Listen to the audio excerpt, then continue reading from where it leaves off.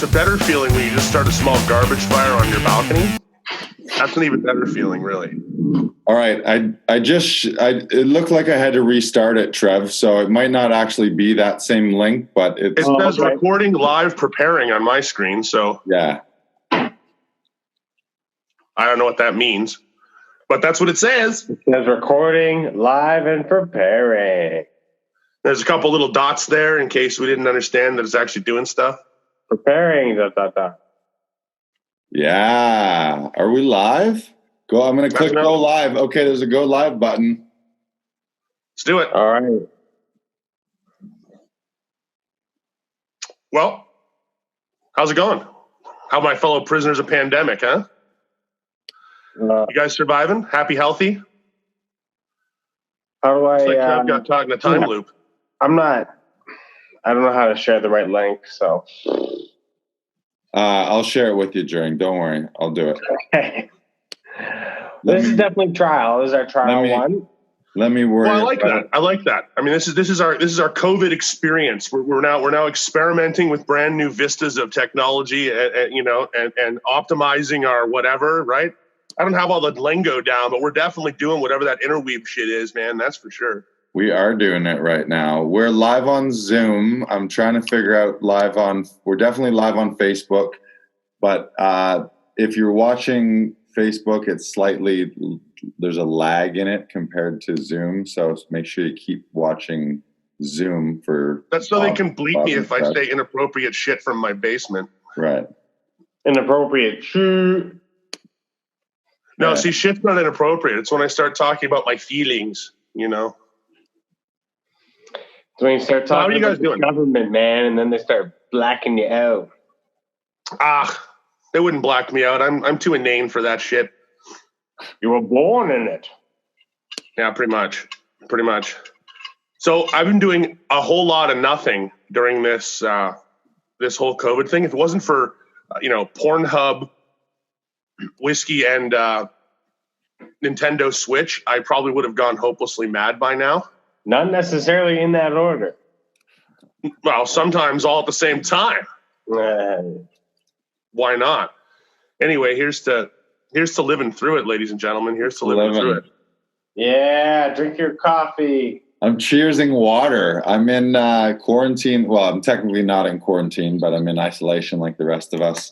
And I told you, I've been off. Well, I wonder, maybe some of our viewers could help us out there, like a discussion point of when forced to self-isolate, like who are people drinking a lot less? Like some people don't care. They'll have drinks no matter what. Or some people, I certainly am doing everything less. I mean, I just don't have the money or the time. I can't. I'm not going to walk over to the LCBO every day. I just refuse to do that. Again, too much public exposure. I don't feel like being out that much. But yeah, definitely not working in a bar right now limits the access to alcohol by an enormous margin. Right. But then again, it's probably a good thing. My liver's thanking me, I'm sure. Is your liver at a point where it can receive is your liver like the global our climate where it's like it's so damaged, is a little reprieve actually going to do something? Like, is this break for your liver actually doing anything to it, or is it just fucking it up worse? Yeah, to be fair, I'm not a liver specialist, so I really don't know. But I can tell you this much: I haven't woke up seeing it on the coffee table next to me, going "fuck this, I'm out." So, thus far, I think we're okay. It hasn't packed its bags, so maybe, and I assume. Generally being just, not smoking as much, not drinking as much, all that other stuff is probably really good for you anyway. I mean, that's what everyone says. So I may as well believe it. This is great. I'm going to quarantine once a year just to work on my health and fitness. That's my game plan. Be like, when's quarantine this year? Is it March again? Is quarantine March? And then I'm hopping to quarantine for 6 weeks. Everybody gets their 2 weeks. In the year, it's like, do you talk to Lars? Oh, he's quarantining right now. Don't talk to him. Right. And it's just like a health reset. You do your cleanses. You like reset your mental framework and your planner. Like I don't know about you guys, but I've found it beneficial to have your have the slate wiped clean of everything that you had to do and every place you had to be, for me, it allows you to like construct your schedule from scratch again. Right. Like you're like, who am I? Like everything that you were before is not what you were. Yeah. So you can create a new identity. Now you're it would be a bit more helpful. Man. Yeah. It would be a bit more helpful if we knew when it would pick up again. But barring that uncertainty, it reminds me of when I was away in Europe for like a couple months. And when I got back, like we all quit our jobs and went on this Euro trip. And we got back, we had to pick our lives up again. It was really like I graduated university, so I didn't have any like career path, and like I was doing a bit of a jobbing, but nothing too serious. When I got back, I was literally like, okay, like what is my life?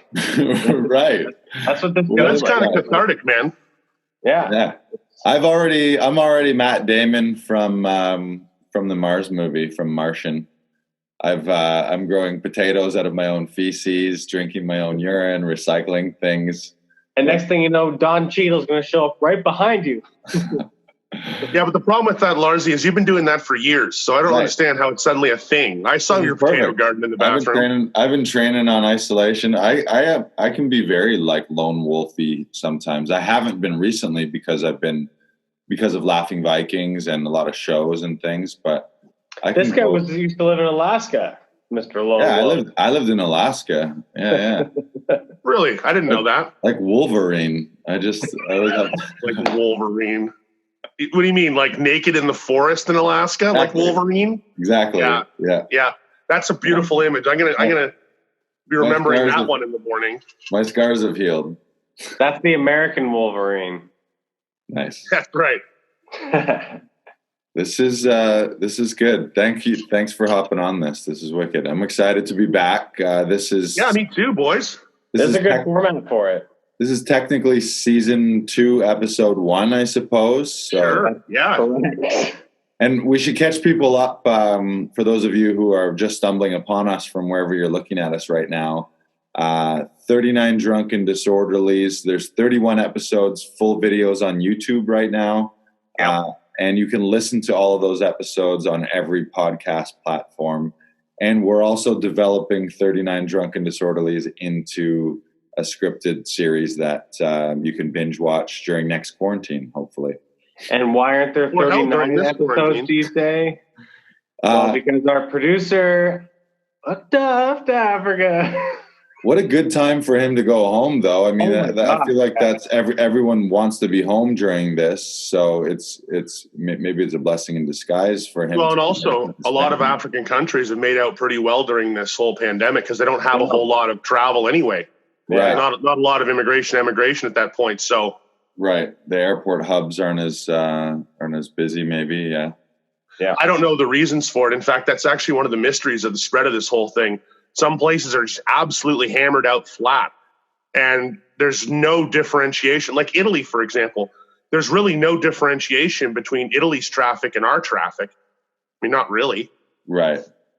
So it's absolutely astounding that hundreds of thousands of people have lost their lives already. I mean, it's crazy.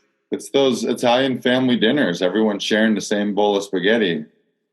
I guess so, man. Also, the customary of like kissing on the cheek and stuff. People come in sharing fluids.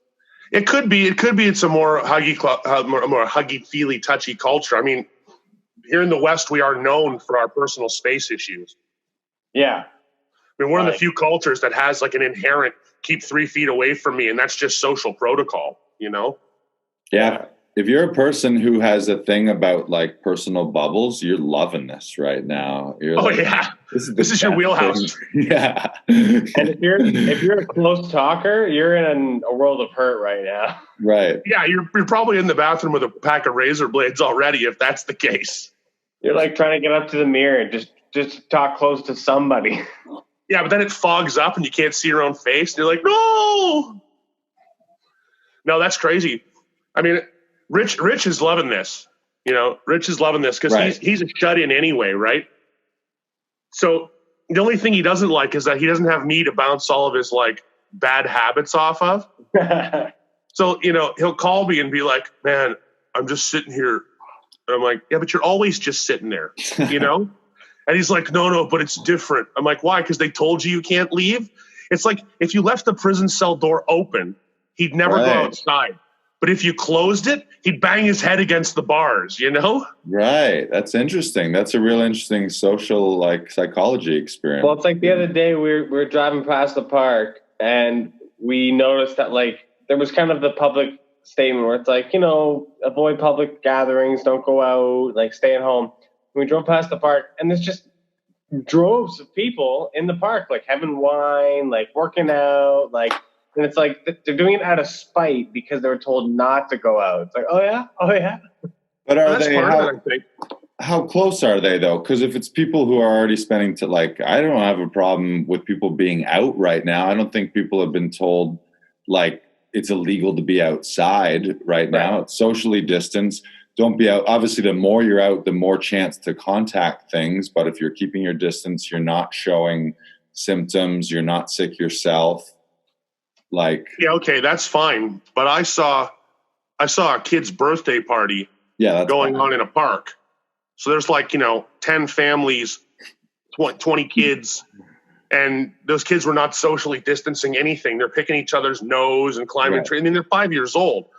Don't get me wrong. I'm extremely sympathetic to children during this time. I mean, I'm sorry. That would suck really hard not to be able to go out and play with your friends, not to be able to go to school and see the people you're used to, have your entire routine. Kids haven't been going out to play with their friends. A lot of 5-year-olds like school. Do you remember school when you were 5? You know what you did at school? You played with blocks and had nap time and shit. Like, school was awesome. When they started, like, doing the whole algebra kick and, like, you actually had to learn shit, that school got difficult, you know? The parents of that birthday party are like, hey, honey, do you want to create, like, mass genocide amongst the kids? It's like those chickenpox parties. They're like, why are these kids all singing Ring Around the Rosie? That Ring Around the Rosie, that song was like the plague song. Death. But it's also like kids holding hands and like spreading it. Ashes, we all fall down. Yeah.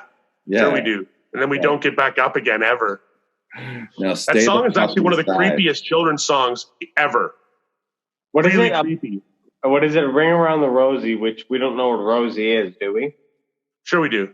Yeah, it's Rosie line is part of it. I think it's the mark of the plague. It was like these dots and things. Ring around the Rosie was what they described, like the lesions and the sores of whatever plague it was. They would also use heated glasses to try and get the pus out of those pustules, and it would leave a ring around the sore. There you go. That's it. Yeah. And so the Ring Around the Rosie, pocket full of hosies. I think that's they when put they hosies buried in pockets so you wouldn't smell the rotting corpses. Yeah. I believe it's like potpourri. Yeah. They'd pack the dead guy's clothing full of loose flowers and stuff so they wouldn't stink so bad. That's it. That was the pre-formaldehyde. Oh my God. Or just too poor for formaldehyde, because don't forget, chemicals were a lot more expensive back in the day.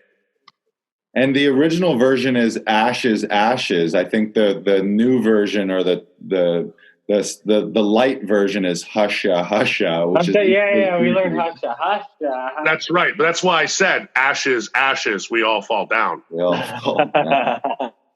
Yeah. Like I said, there's a lot of weird little children's ditties that are just scary, man.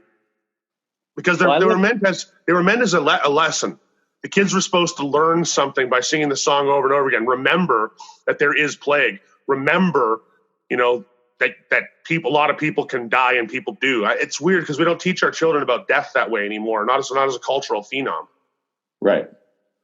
Most kids learn about death when, like, goldfish dies or the puppy dies or something, or if you're really unlucky, grandma passes away, and that's when you hear about it, right? Right. And they don't really learn about it. They just kind of like see and experience this weird, odd thing, and they don't really fully get it. Like, I feel like most kids, even when it happens, don't sure it, Well, then the news you get too is just all numbers. It's just like you hear about X number of people dying in another country, and like Middle East or Southeast Asia, and you're like, okay, like doesn't really mean anything. It's very difficult to actually visualize that, to put that into perspective. Yeah. You know what I mean? If literally you had bodies lying in the streets in downtown Toronto, it would be similar to Venice. I mean, they can't collect the dead fast enough. They had to call the army in to literally just drive around in trucks and shovel people into the back. I mean, it's pretty scary, you know? That's in Venice? Yeah, that's in Italy, yeah. And I guess what I'm trying to say to all those people out there, you know, prisoners of pandemic like us, this is serious. This is a big deal. This is a global pandemic. This has never happened in my lifetime. You know? I mean, we've had illnesses like SARS and MERS and H1N1 and stuff like that, but that's nothing compared to this. Nothing. Yeah, because look at how everything's affected. Speaking of prisoners, I read that in Northern Ireland and in Scotland, they're going to have to start early releasing some of their prisoners. In the newspaper, I read they were going to do that here too. They're pushing for it pretty big. Hundreds of crims on the street, man. Well, again, though, a lot of these guys are, for example, at the end of a 4-year term or something for a non-violent offense like drug possession or I don't know, something stupid, right? They're not turning out like the mass murderers and the child rapists. I mean, it's not how this goes. So are the idea is to get them out of the prison system so that they're not there to pass it around, or what? What's the deal? Why? Well, think about prison, right? I mean, the cells are side by side. Your sanitation is marginal. You're in close quarters with people literally 24 hours a day. If a COVID outbreak were to explode inside a correctional institution, it would run wildfire through it. The same thing happened with stomach flu at Kingston Pen. Had this really, really serious version of, I don't know, some stomach flu that hit Kingston Penitentiary. And like 88% of the inmates who weren't in like solitary confinement all came down with this really powerful stomach flu. Now, can you imagine having 500 guys on a block all shitting and puking their guts out for days at a time? That's nasty. Now, imagine if you have a respiratory disease that spreads via airborne contamination. You can't go anywhere. You can't social distance. If the guy in the cell next to you is sick as a dog and dying of this, you're going to get it, and you know it. And at that point, you have a health epidemic on your hands. And what's worse than that is that goes all on the taxpayer's dime at that point, because these are prisoners. They're, you know, wards of the state. So I guess from an economic standpoint, the government's trying to say, well, what do we actually want to pay for, right? Do we want to pay for treating people at home, treating people who have to be hospitalized, or do we want to pay for continuous medical care for thousands of inmates, right? Interesting. And I don't think they have the facilities either, because you can't just, a lot of these guys can't go to a normal hospital because they're under, you know, they're in jail. So they have to go to the high security wings of very specific hospitals. And those hospitals just don't have the capacity to handle that kind of load. The moral of the story, don't go to jail and don't go to jail. Yeah. Man, I'm not saying don't break the law. That's going to happen. I get it, right? I get it. What I'm saying is don't go to jail. Just don't do it. Take a note out of this man's book. 39 times. 39 times has yet to be booked. No jail. Yeah, you've had 39 drunken disorderly charges, and you've never spent time in jail. I spent a night in, but that was for a completely unrelated. Well, I guess it wasn't unrelated, but it wasn't like a thing. I turned myself in for a minor mischief charge because I got. You know what? It's probably time for that story. Yeah. So I've been saving that one up for a while. I may as well drop the bomb on this one. I'm switching us back. Drunken disorderly charges, and you've never spent time in jail. Shit. Sorry, live broadcasting. Yeah, that was me doing like an Inception. We've lost the live Facebook feed a couple times, so I've sort of been in the background. If you ever notice me like zone out and I'm not here for a minute, I figured just technically working on it. Right. Yeah, you see my like Lars he's just listening to the voices in his head instead of us. I just flip off like the android in that, what's the Alien movie where what's his name? Fassbender plays him. He just shuts Alien. off. I think it's called Alien. Covenant. in Covenant. Anyways. There was androids in Alien too, right? The one that goes crazy. Oh right, yeah. First one, and then this Bishop. Right. No, Bishop, don't pin my hand on the table and stab knives into my fingers. No. That was a great scene. Come on, everyone remembers that. Everybody in high school, I remember everybody tried at least once to do that stupid thing with like a pencil at least. You know, the put your hand flat on the table, do the click, click, click, click, click, click, click, click, click, click, click, click between your fingers faster and faster. See, the unfortunate thing for me was I was in public school. Yeah, so was I. Yeah, but like kids, we weren't in high school yet. We were stupid.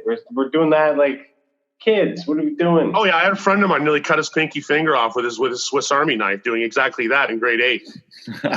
Hilarious. What was his name? His name was Steven. And he cut his finger. Swiss Army Steven. Yeah, it was Swiss Army Steven. You know, the one thing he didn't have in that knife was a new pinky finger. It was great. Tweezers, magnifying glass, knife, scissors, little saw, nail file. Fuck, no finger. All things to get rid of a finger. Yeah, exactly. Well, except for the corkscrew. You'd have to really, really want it to get rid of a finger with a corkscrew, man. Like, really want it. Just imagine it. I know you're thinking it all right now. You're thinking taking a corkscrew to your finger, how long that would take to saw your finger off with a corkscrew. It'd be horrifying. There's like a whole Saw movie in that, you know? Taking a corkscrew to you. Bob and Trev, we got some people. We got Camille saying, hey, guys. We got Jabril saying, what up, my people? Hey, Bob. Hey. Is that on Facebook there? Yeah, that's on the Facebook Live. Yeah. Thanks for joining us. Yeah, thanks for joining us. Awesome, guys. Seriously, I'm really glad you're here, joining us in the internet land. It's pretty amazing. Oh, fuck me. It just ended again. God damn it. We're figuring this out right now. Facebook Live doesn't love us. I'm telling you. Facebook Live. This is a weird thing for the podcast people to be listening to right now because they're hearing me curse about something that's unrelated to them. Sorry, podcast. Is this recording on our podcast? Yeah, technically. Yeah. That's okay. We've made it abundantly clear this is a live format. We're recording a master right now, but it occasionally drops out the Facebook Live for some reason. Right. Going back. All right, let me hop on the live again, Bob, before you tell this story. Yeah, I'm waiting for it. I get the drift. Stall for a moment. So you're obviously invited, but you know. What's something positive? Share something positive that you've seen, or what's a silver lining that you think is going to come out of this? Absolutely. Well, for me, I don't know. I don't know what a silver lining is going to be in this, but I can tell you that for me personally, I spent a lot of time with my dad and my sister just here in the house, and they are some of the most genuine and awesome people you could ever want to hang out with.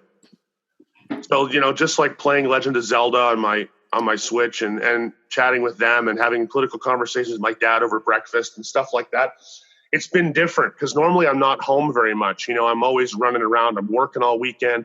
You know, Tuesday nights I'm off at my D&D game. I stay there. Mondays, for a long time, I was at your place for the podcast. I wasn't around at all. Right. So being around more and having a chance to sort of connect and chat with my family has been actually pretty cool. That's something I've always wanted to do more of. So it's nice that I get the opportunity.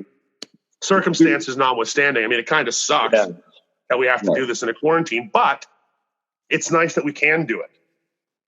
So, I mean, that's the silver lining for me. Right. Yeah, totally. I think we're all having more face-to-face conversations with people at a distance than we would before. Usually if people are at a distance, we default to texts right now, which is kind of lazy and disconnected and text or DMs. But to be live video with someone is basically like being in the room with them. So yeah, it feels good. I'm like, don't text me, just fucking video call me. What are you doing? Right. This is the future. You know, I'm just sitting at home. Yeah, there's also the fact, too, that when you do talk to somebody, even like my neighbor, he'll be standing on his porch, and I'll be on my porch having a smoke, reading the newspaper in the morning, right? And he looks over and goes, oh, hey, Bob, what's up? And I'm like, well, hey, man, what's up? And 10-minute conversation. I've never talked to this guy before. Right. You know? Right. But people are in need of social outlets. Yeah. So I've actually met most of my neighbors. Like I take short walks every day. I walk for at least an hour. I go out down to the beachfront. So I live right next to the Rouge Park Beach, right across from the Pickering Nuclear Power Plant. So, I keep my iodine pills in my back pocket. But no place better to be in an apocalypse than right next to the nuclear plant, huh?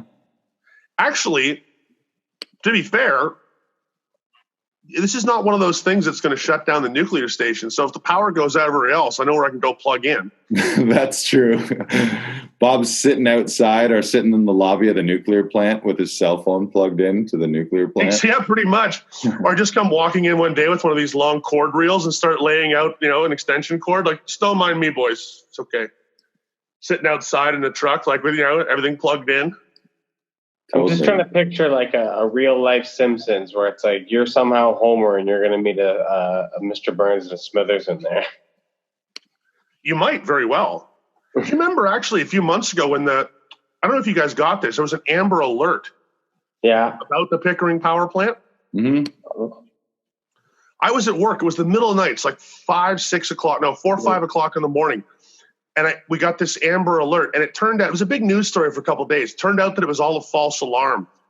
Somebody initiated an emergency protocol by accident, which immediately sent this like broadband, everyone's going to die message to like everybody, right? Well, was this months ago? My dad was at home asleep, and I got this message on my phone. So I called my dad and woke him up, and I'm like, turn on the news, man. Like Pickering's melting down across the bay from you. Right. And it turned out, like I said, it was nothing, but that was just a couple months ago. Good to know. I remember that. I remember that now, months ago. Yeah. That wasn't long ago.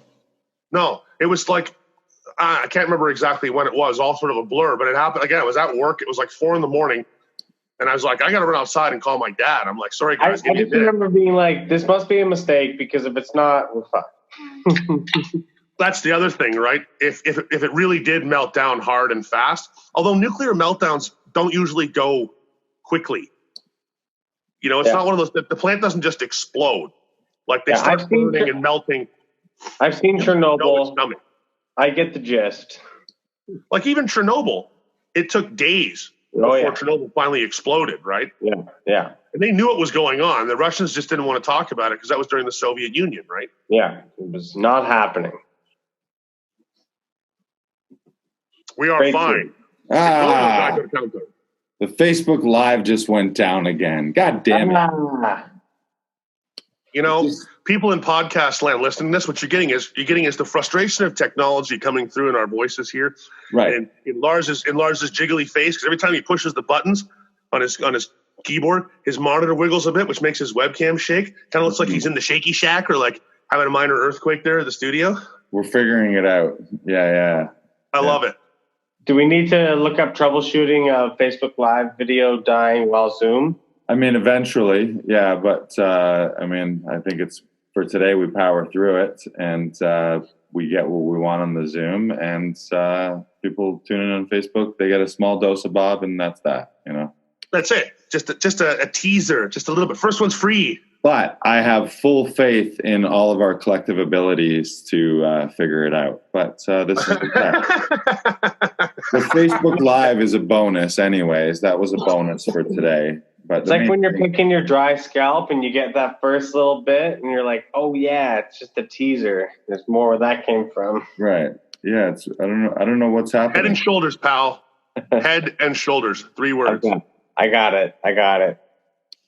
It's all there, and then it's not. I'll just keep going live, which is annoying for anyone trying to actually watch it because every few minutes they get a new link.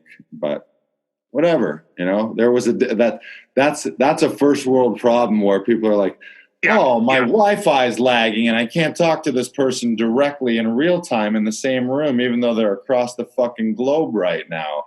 What the hell, Lars? What would we have done, like, maybe, I guess, more than 10 years ago? If this pandemic had come, webcams were around, I guess, in 2006. But, my computer's webcam that I tried using the other day, it's from 2007, this laptop. And that webcam makes me look like I'm calling from the moon. So, what would we have done if we couldn't do this? We'd have fucked if we had Well, what's amazing is I'm sitting here with my broken ass cell phone with this cracked screen sitting in front of me on an easel, and I'm looking at the photographs, I'm looking at the video footage, and it's HD. And I'm like, what? It's crazy. That's crazy. That's the world we live in. It's amazing, but it's also kind of crazy. We would have been so screwed if we didn't have this technology to connect us. We'd just be calling each other on the telephone. Oh, right. The old telephone. That's true. Actually, you're probably right. We'd all have party lines. It was even further back in history. So you just pick up the line and wait for someone in the house down the road to pick up their line and just chat for a while. Oh, hey, Mavis, what are you doing? Oh, nothing, Martha. Just waiting for the cows to come back, you know. Be fantastic, bro. Party lines are great, though. But imagine if you were having like an affair, right? And all you've got is the party line. So you got to pick up the phone. You're going to call the woman and just be like, really, really listen really carefully for clicks to make sure no one else is there. Be like, okay, meet me by the barn in half an hour. What was that, Jacob? Nothing. It's fantastic. Just talking to the goat. The phone fell off the receiver. I wasn't talking to you. Sorry, Isaac. Bye. Click. You know, Isaac. I don't know why I'm giving all these people with party lines like Amish names. The Amish don't even use the bloody phone. So I guess I'm just sort of, I have this like predisposed, prejudice that all of the past before like 1960 was nothing but Mennonites and Amish people. I just don't, which is obviously not true. Zero sophistication whatsoever. So did you have a story you wanted to tell while we've been waiting for all this technical stuff that I do. Clearly shouldn't wait for anymore. It's kind of a stupid one, but it's a good one. Yeah, it's sort of the story that sums up how I figured out that I had all these drunken disorderlies and such. So I was out for St. Paddy's Day, go figure, with a bunch of my mates. And at the time, we were all punk rocker dudes, so like leather jackets and slicked out hair and stuff like that. We're all, I looked pretty much the same, although I had shorter beard. Go figure. And we had been just tying it on for a couple of days, like just nuts. And St. Paddy's Day turned into like St. Paddy's Week. And then anyway, so we're trekking down Bathurst Street, and it was the middle of the night. And, my friends, a lot of my friends anyway, most of my friends are a lot smaller than me, as I guess everyone freaking knows. So people are running along and jumping up and hanging on these street signs, like this is like when a Clapison Street or whatever, and they're hanging on the street sign. So I walked up to the same street sign, and rather than jumping in the air, I just reached up, put my arms on it, and hung on it. Well, anyway, it bent completely in half. Because they're made of like, I didn't know this at the time, but they're made of really cheap aluminum and stuff, and even the frame, which looks pretty sturdy, is not. So it just kind of bent. And sure enough, as soon as it bends, I hear whoop, whoop behind me. And I'm like, son of a bitch, are you kidding?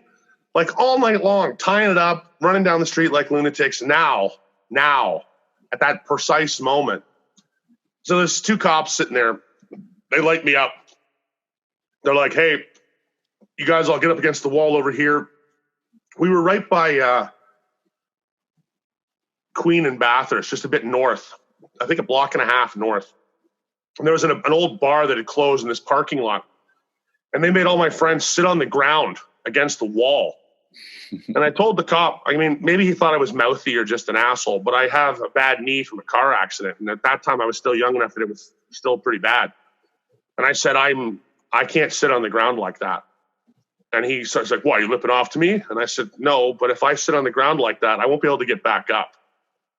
And I'm not putting myself in a situation where I can't stand up and you guys are just standing over me. That's not happening. Sorry, no way. So the guy's like, sure thing there, troublemaker, in the back of the car for you. And I'm like, yeah, whatever, man. So I sat there and I went over it. The guys are giving me this whole rundown of this and that and stirring me up. And finally I said, guys, I bent a fucking street sign.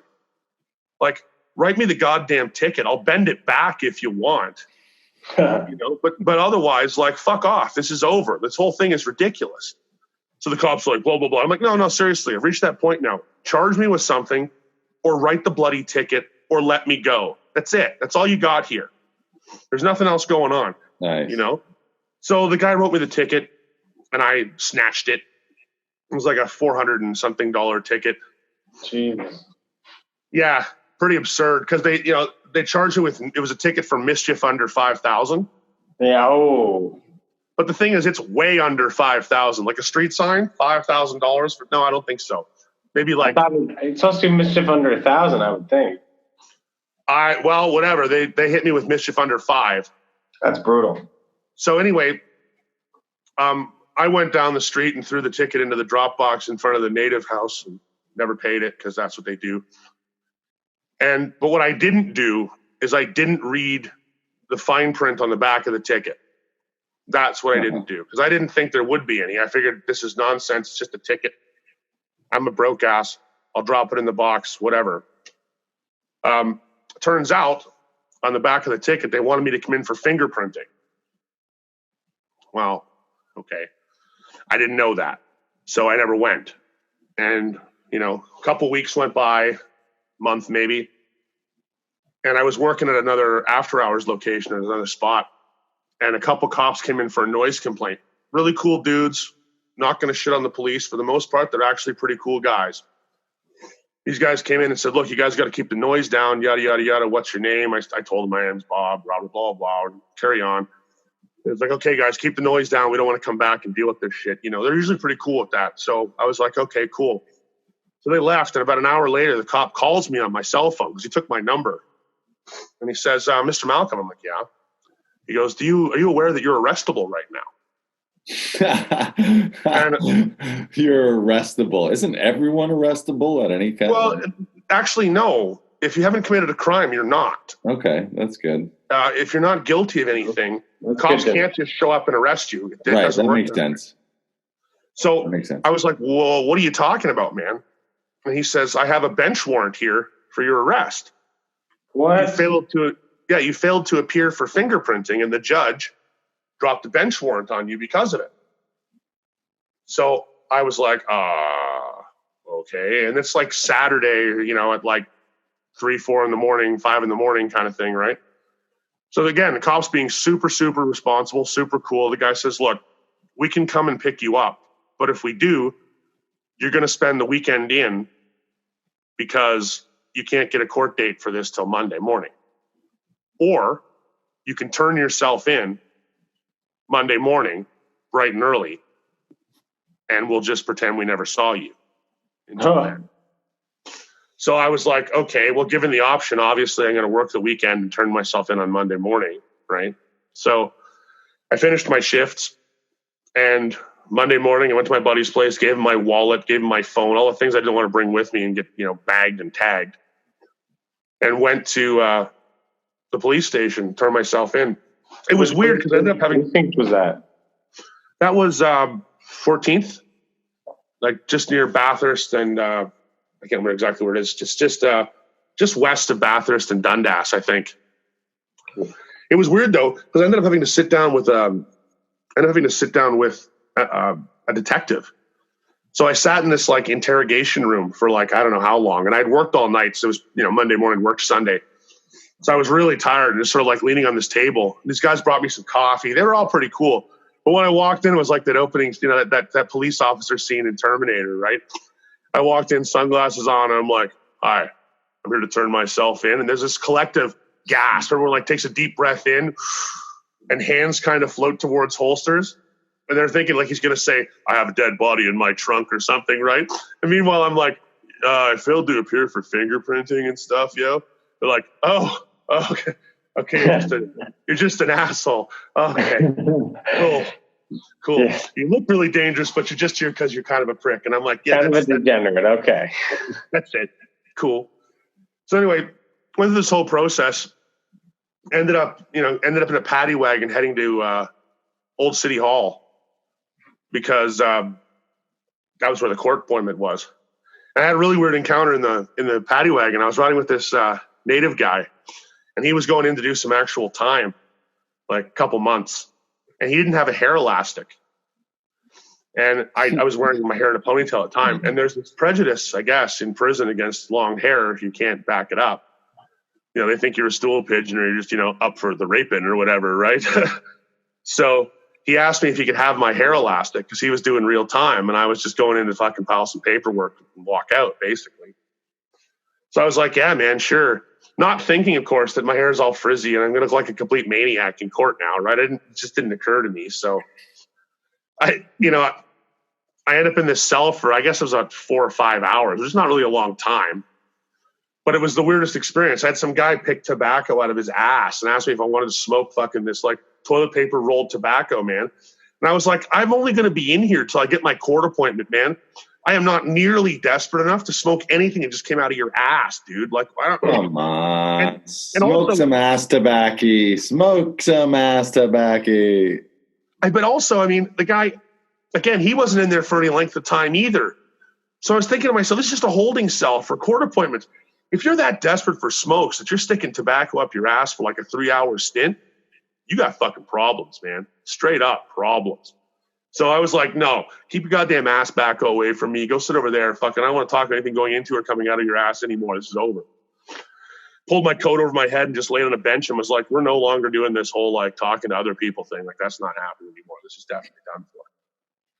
Well, I finally got to my court appointment and I walked in and the judge is, running through the dockets and she takes one look at me, right, and decides that I'm one of the Blues Brothers or some biker asshole or something. She just decides she hates me right away. Like, can't stand me. I'm an ass. I'm the worst.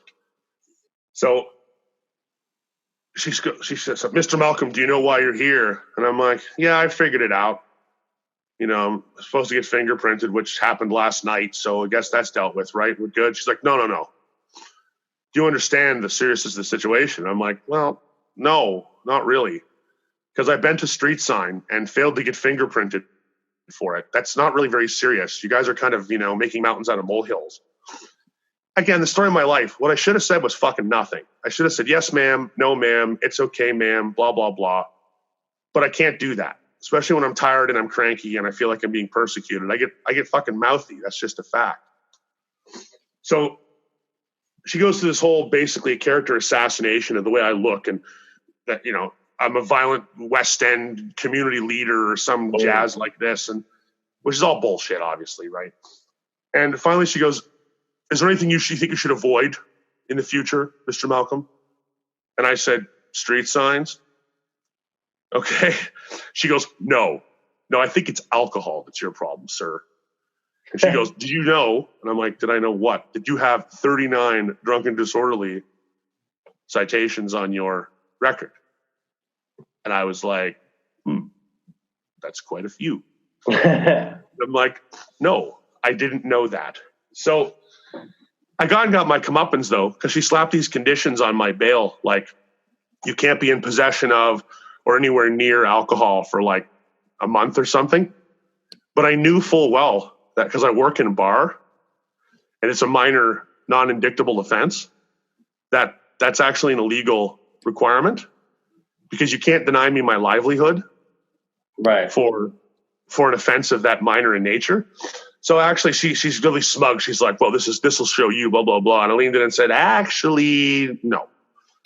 I work in a bar. I'm around alcohol all the time. You can't deny me my right to work because of this minor, non-indictable offense." So, boo!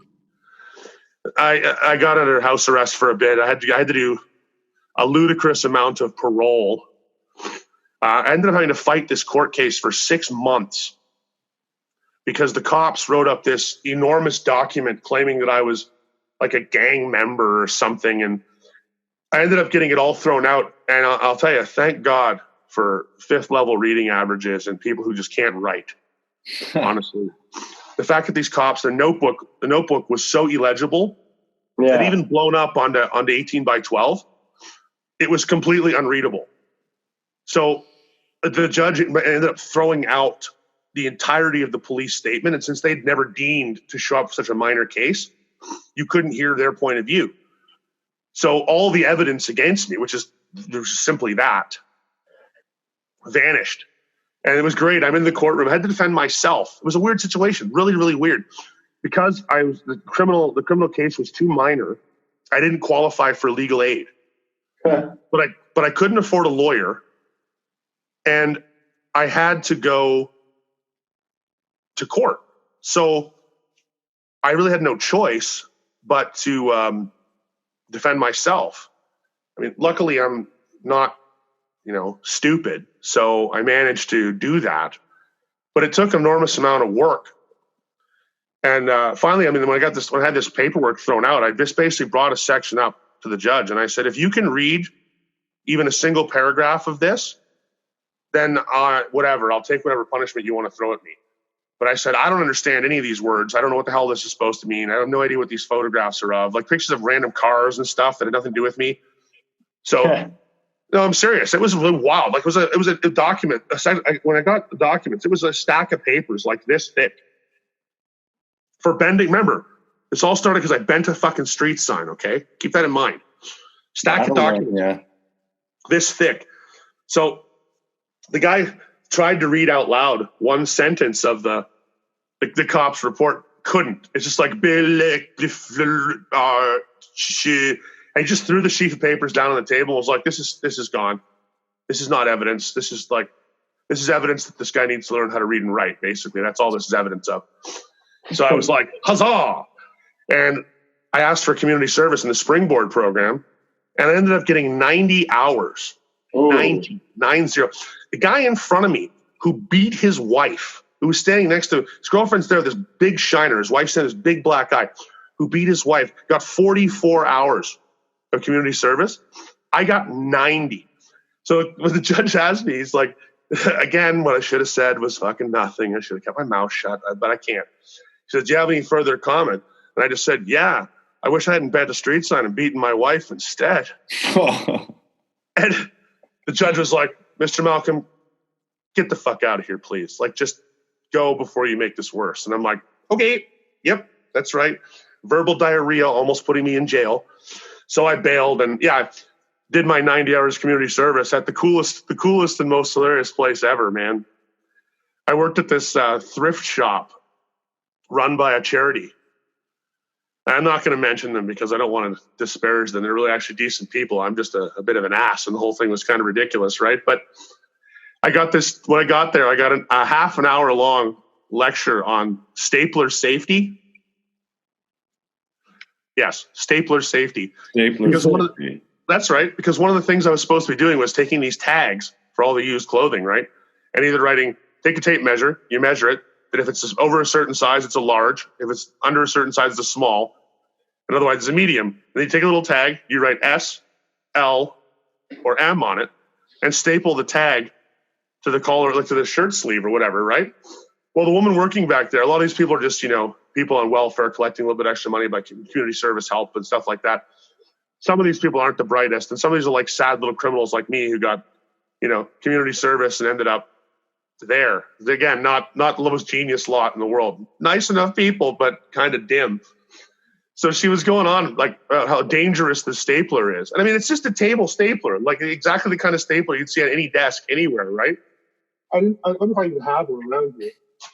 But anyway, the point is, it made me laugh. I had to go on about the stapler thing. So about 2 hours into my first day, and I'm a punk rocker. We used to put like safety pins through our lips and stuff like that just because it was cool, right? So I took one of the tags and I just sort of put it against my forehead and went and just hammered a staple, not all the way in, but just enough that it stuck to my forehead, right? And I came out and she's like, oh my God. And I'm like, you were right. That stapler is really, really dangerous. There it is. There it is, Trevor. That's the one. Exactly like that. Exactly. Lethal weapon you have in your hands there, sir. But let's see if I can get a shot at you guys. Nice. So again, I mean, that was a pretty awesome scenario. But that, my friends, is how I discovered the 39 drunken disorderlies, was that stupid court case. My question out of that whole story is, tell me more about this mystery box at the native facility where you dropped ticket. I haven't mentioned this before to you. I think you may have. I'm pretty sure it's in one of the episodes. Side note real quick before you answer that, Camille Blott says, Bob, you are the ultimate storyteller. Also, I think we had Nabbers, McNabb, try to join the Zoom. If you want to send him another invite, I can let him in. I wanted to give him a proper intro and not the story, though. So if he wants to come back. Yeah, I meant to send him the live feed. I think I sent him the other one instead, but. I'm sort of also inceptioning Instagram living it right now instead, since that seems to be a more reliable feed. So you can send people to Instagram right now. And if they're not Instagrammers, they need to follow us. So it's a good time to plug at 39DD show. If you're listening or watching or wherever you're discovering this, follow us on Instagram. And that's where you can find some of the daily musings of Giant Bob as well. Yeah, I'm kind of my random crack thoughts while I'm wandering around. Like I start singing in the rain while drinking a beer, things like that, you know. I love it, man. I love seeing. If you're into that kind of thing, there's lots of it. I'm so happy that you're on Instagram. You're famously not on social media for the most part, but then we've all twisted your arm to hop on Instagram, and I love it just selfishly because I get to see you more often than I would normally. So and I get. Well, that's really sweet, pal. Yeah, it's great. People love you. I have access to the account, obviously, so I see comments and I see DMs. By the way, check the messages too. I'm trying not to reply because I feel like people are messaging you and want to. I have been checking them. I'm not. Again, I apologize to those out there who haven't been getting a lot of the Bob love in return. I'm still kind of a neophyte when it comes to the entire Instagram thing. Yeah.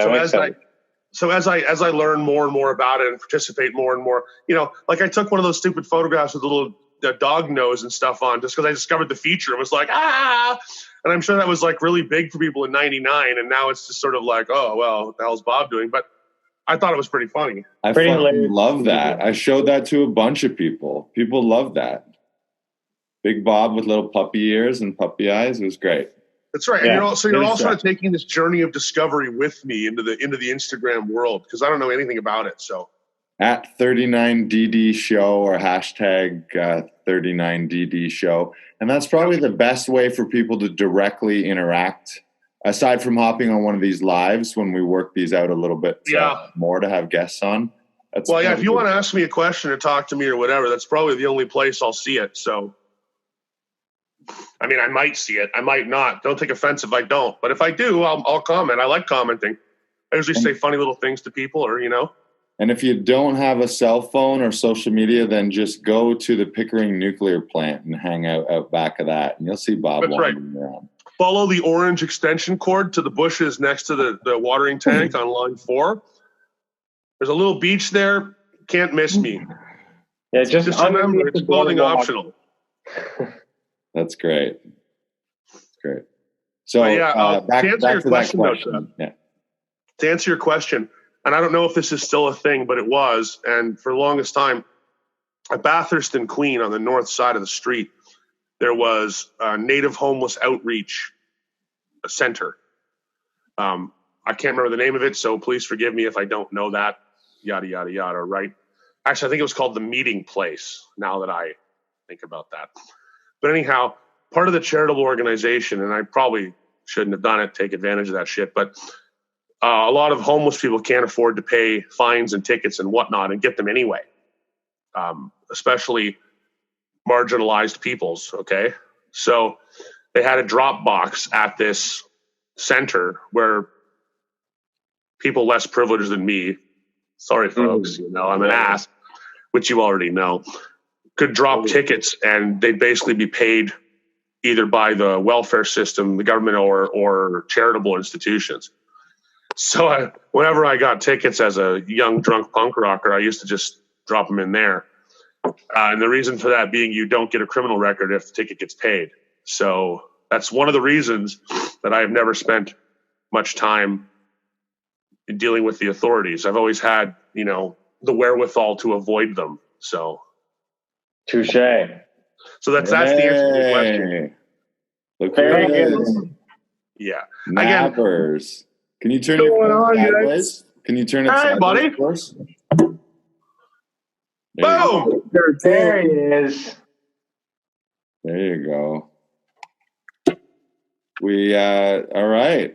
All right. Some of you may recognize Nabbers here. Is that a joint in your hand too? Yeah, I got a joint. I'm just about to spark. I'm here on the stoop. This is great. Yeah, I can see that. I can see your home address on the wall behind you. Yeah, there you go. Technically, you're the first guest of season 2. This would be episode 32 or season 2, episode 1. And the first guest brings a joint to share with everyone. Oh, I'm honored, guys. Cheers. Light it up and then blow it into the camera so we can all get a little bit of it. Yeah, you got it. Are we in the potted plant right now? Oh, is that a home grow? I think he's got. This is not homegrown. However, did have some homegrown earlier. My cousin was trying to get rid of a large quantity. But he seems to be doing all right with that. Just in time. What a great way to have a bunch of extra weed on hand. That's perfect timing. Yeah, seriously, not a bad moment. A little bit serendipitous, you would say, huh? That's way better than stockpiling toilet paper. Yeah, exactly. Stockpile weed. You know what I did? A few years ago, Miranda and I, that's my girlfriend, we went to Bangkok. We went to Thailand. We went to a bunch of different places. And in Asia, they don't have their sewage system, their septic system can't take all this toilet paper. So they don't use bidets, they do bum guns. And you see these little bum guns everywhere. And it's just like it has the same attachment as your garden hose, the little squeeze nozzle. And you just shoot it all down. So I grabbed one off Amazon, why not? It's like $40. And I'm on the same roll since lockdown. This is week 3. And I'm still on the one toilet paper roll. Wow. Yeah. So you just use a few because you have your handheld bidet. Yeah. Fuck yeah. Like, that's what that is, right? That's the poor Asian man's bidet is what you've purchased on Amazon. Yeah, it's a handheld bidet, but it's also a lot more tactical because now I can clean off the dog's paws real easily, and it just all shoots into the toilet bowl. It's brilliant. It's very versatile, dynamic. That's very strange, Matt. That's very strange. I love it, but it's very strange. It's a bidet to go. Yeah. Oh, Miranda, I just think the handheld bidet is a fantastic concept. Like, how ludicrous is that? Oh, what you doing? Oh, I'm just hosing off my junk, Oh, it's great. It's great. And I got this mirrored bathroom closet. So you just it's like floor to ceiling. Watch yourself spray nozzle down your bunghole. It's brilliant. So for all those water sports fans at home, I know where McNabb lives. You can see his home address there, and he's got all of your handheld bidet needs. Just come on over. It's wall to wall. Nothing but watching yourself spray your own rectum with a tiny hose. That's great, pal. I love that. That's a visual that's going to keep me up at night for sure. That's one step away from a redneck bidet, which is a garden hose and a slip and slide. Nice. That's good, man. Yeah, you just go on the one cheek, and you just lift up one cheek and just give yourself just one of these in the mirror, I'd fuck me, like one of those, brilliant. Yeah. You rub the nipples a little bit. I'd fuck me. Isn't it funny how just a little bit of water has totally sexualized all your shits? Yeah. Yeah. You become Buffalo Bill because of your hand bidet. Right. And not just because of the hand bidet, but because there's no warm toggle. It's freezing cold water. It numbs your asshole if you do it too long. So if anything was going to turn you into a serial killer, that'd be it. What, the frosty bunghole from your hand bidet? Yeah, okay. Frozen bunghole. I love that. I see you in court. I see you in court, and the judge is like, so, why did you do it? Frozen bunghole, man. Hand bidet, turned me crazy. Went buck. I'm 100% picturing you with a super soaker right now. Just the largest super soaker on high, just blasting your, like the Master Blaster 3000. Max Force 900, 30 pumps, and you blow one of your cheeks off. Puncture a nut with that thing, Yeah, be careful. You can cut yourself. Man. Nice. You ever heard of puffin? which is a really weird thing. I don't know why I'm thinking. I know why I'm thinking about this. McNabb got me on the air, the fucking water hose to the butt. So I started thinking about hoses and assholes, and all of a sudden it occurred to me. So there's this fucking trend, stupid teenagers and shit, going to fucking gas stations, and you know the air compressor for filling up your tires? Yeah. So it literally, because I don't know, I guess it's like having someone play with your internal bits or what have you, except you just sort of fill it up. The problem is there's a lot of pressure in those compressors, and if you screw that up, you can really, really hurt yourself. Yeah, you blow a hole in your insides completely. Well, you can explode things. Because, luckily you've got an enormous amount of lower intestine, so really it takes quite a while to inflate enough to blow a hole in it. But if you're not careful, you can do some pretty intense damage to yourself.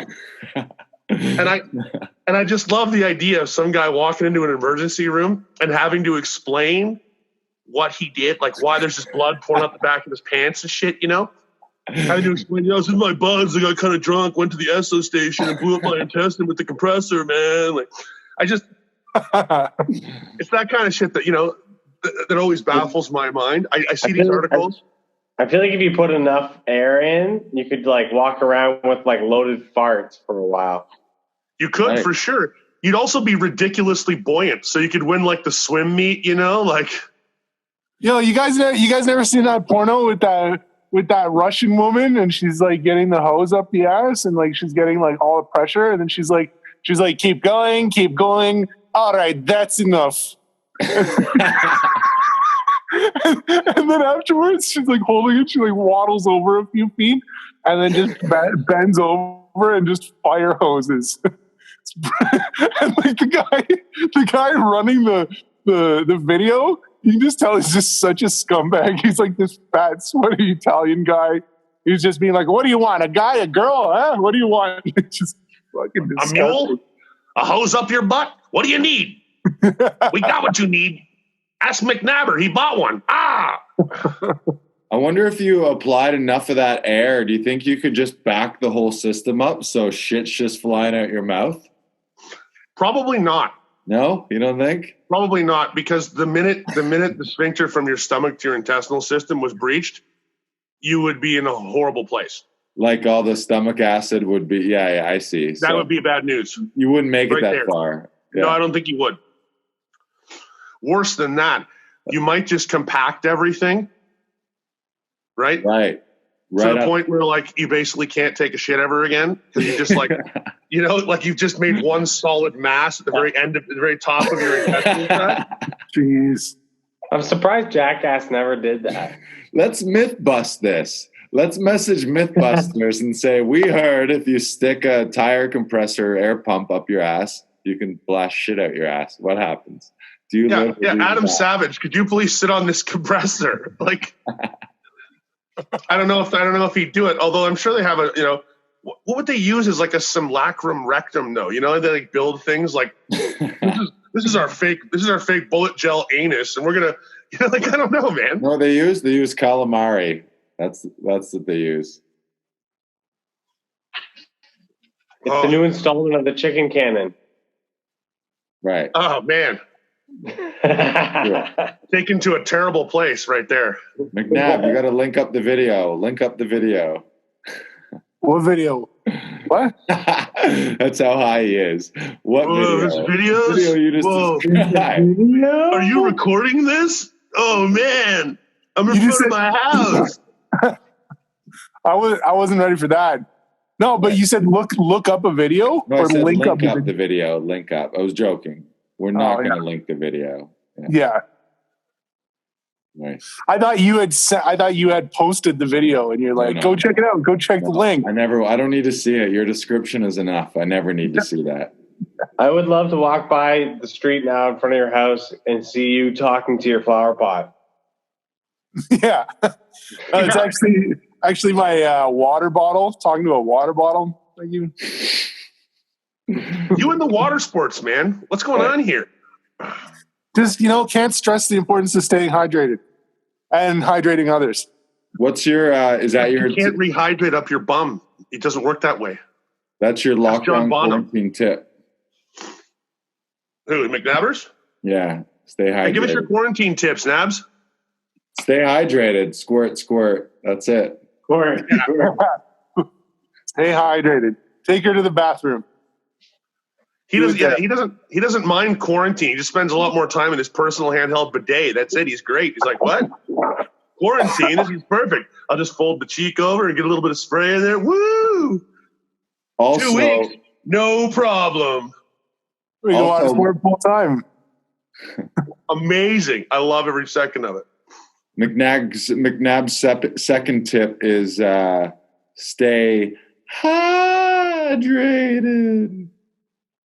Don't forget to bring a towel. Because he's high. Yeah, and he needs a towel for his ass. That's amazing. You got it right there. You just figured it out. Nailed it. Bingo. You know, you actually give it like just hang out an extra 10 seconds after your shit, after you've sprayed everything down. And I dare say you don't even really need anything. You just pull the boxers and go on your day. Any residual dampness gets soaked up by your boxers and you forget about it 5-10 minutes later. Really. It's not like you're walking around with wet boxers because like nobody fucking wants that. Let's be real. But really, the science behind this has definitely been overthought, man. Like for sure. We've now literally dedicated 20 minutes to spraying water up your crack. Like that's amazing, by the way, gentlemen. Thank you for that. No, but you got to normalize it, man. Like it's not a big deal. I refuse to normalize that. I know. I will discuss. So you'd rather scrape paper across your asshole. I'm a Mongol. That's right. Would you ever scrape paper against your body to shower? No. That's the rest of your body's getting clean by spraying water on it. So why not your asshole? The only exception you're going to make is the dirtiest part of your body, and you're going to scrape dry pieces of paper across it. And like, I'm with you. Actually, yes, I am, and I'll tell you why. Because for one, I don't take like 9 showers a day, but occasionally I've had like 4 or 5 shits. So the convenience of cleaning oneself is very different. Also, you're not always going to be somewhere where there's like, your handy hose ready to stick up your butt. You know what I mean? Like you're in a porta potty on a job site. Like, sorry guys, could you run the hose from the water tank on the cement mixer over here? I got to spray my ass off in this portalet. You know, I'm just saying, like, what? You have no bomb gun? You uncultured swine. I cannot work in these conditions. It's actually funny. We're going to get a little history lesson, but that's full circle. It's full circle because the Persians used to think that the Mongols and the Chinese were absolutely lowbrow because they used toilet paper to clean their bums instead of wet rags or their hand. And now the Chinese invented the squirt gun for your butt. So they've come like the circle is complete, you see? And you've had your history lesson for the day. So there you go. Inventors of toilet paper, What would they call a shit rag, those Persians? I have no idea. That was not in the translation. That'd be like the worst April Fool's joke is like, get up to wash your face in the day and like you get it. Oh, it's a shit rag. Oh, yeah. You swap rags. Yeah. the old swap. Get a skid mark right up your fucking forehead. Like, oh God.